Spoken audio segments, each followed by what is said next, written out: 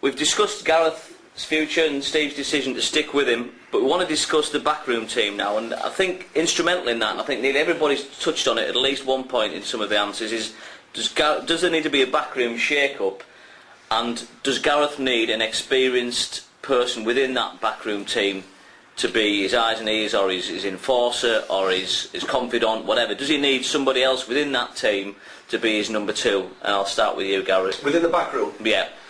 Yeah.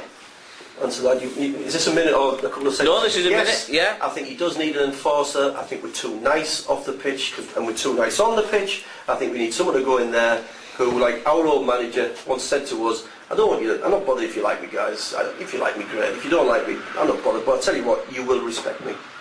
And that might sound a little bit old school, but you know what? It's right, guys. It's true. It's dead right. Yeah. Works with Fergie, and it works with a lot of other successful managers. Yeah.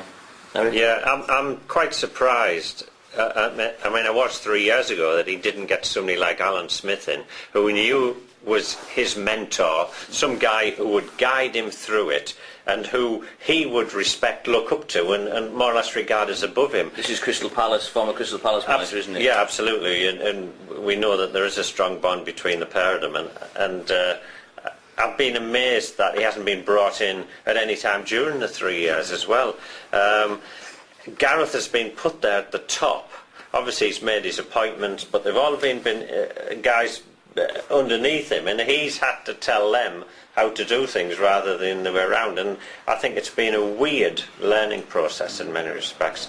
As far as the coaches he's brought in are concerned, I know them all well. They all know the game. They know what they're doing. You chat with them, and they'll tell you about who's coming up, and they know the opposition. They know the strengths and weaknesses. They know what they've got to do to try and beat them. What I don't know, and they're all great guys, what I don't know is how good they are as coaches. I have absolutely no idea, because I do not have the opportunity to see them coach. I think, that's why I said an enforcer, because I actually think, I mean, I know the guys, but I think Steve Agnew is a terrific coach, and I think that's looked after. That's why I felt it's not anything tactical. I think there's more than enough ability there to look after football matches. I think it's experience for someone, and someone who's got a presence about him, who makes people just sit upright a little bit when he appears, but also someone, the fine lines in football, someone who just looks at a game and just put one tiny little thing in a football match that can give you the edge and win a football. John, I think the word we've used here, isn't it, is enforcer. Somebody. Yeah, well, I think we're a team. We're a team, not necessarily a club, but a team of angels. We need a few people to go against the grain. Everybody's stroking each other's egos. Yeah, we're the best. Yeah, we'll get out of trouble, and that's not a good thing. It's good to have somebody different in there. And I look at the coaching staff, and as an ex-striker myself, and I look at a lot of the teams and how it's lined up and how we play. And if you look at them, you've got Aggers, who's a good lad, and Gilly said, I've heard reports he's a top coach, defender. Coops, great defender, great ambassador. Gareth, defender, ambassador. Crosby was a defender. Everybody's a defender. I think the other thing to look at is the coaching team that Gareth effectively inherited, which was Steve Round, very experienced, lots of... Well, can I just say, I met Gareth, as soon as he took the job, and I say to him then, if it was me, I'd clear the decks. He took his time in doing it, eventually done it. I think that was one of Steve's policies when he brought Gareth in, was to keep as much in place as was already there that Steve McLaren had left behind. So Steve Round, very experienced, lots of badges. Steve Harrison, who I think nobody's got a bad word for in football, probably one of the top coaches. You guys probably know that better than anybody. And obviously Paul Barron was there, an experienced goalkeeping coach. Now, over the 3 years they've been replaced by Coops, who you guys know very, very well, but very inexperienced. Steve Agnew, who, as you say, Gary, good coach, but relatively inexperienced, I would have said. Gareth's very inexperienced. Malcolm Crosby probably knows football as well as anybody, but is he that angry, nasty character that perhaps we all feel is missing from the back room? I think my personal view is that's the one thing I would do this summer. I'm not saying people should lose their jobs, and I hope that doesn't happen, because I think we've got a lot of respect for all those people who work there at Middlesbrough, but somebody else needs to be brought into that team to be Gareth's eyes and ears and enforcer for me. Jeff? Yeah, I mean, I'm listening especially to what Gary and Bernie say, their knowledge of the dressing room. Yes, we do need somebody off the pitch to instill experience. But I think the bottom line, looking at where we're at this season, yes, it would have helped having someone like that in, but you've got to have the raw products. And we're talking about a lack of fight and a lack of know-how off the pitch.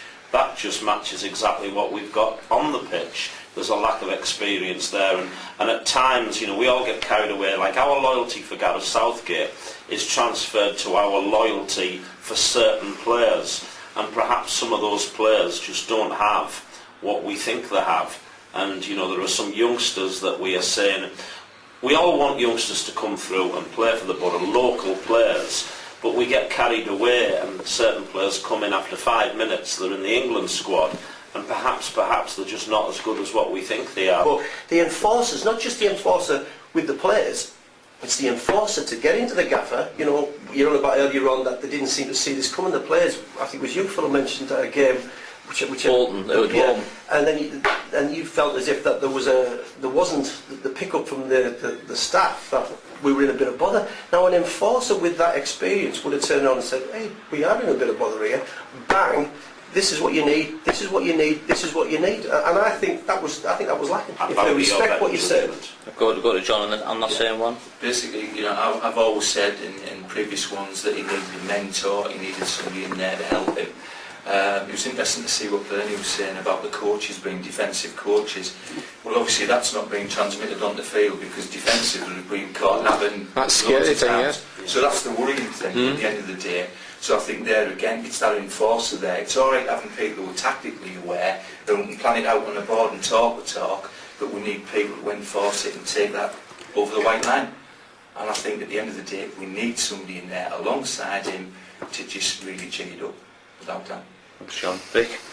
Yeah, well, I think if we're going to go on a low-cost based model, there's no room for error, and we have to, as far as I'm concerned, we need significant investment in the entire backroom staff, physios, coaching, conditioning coaches,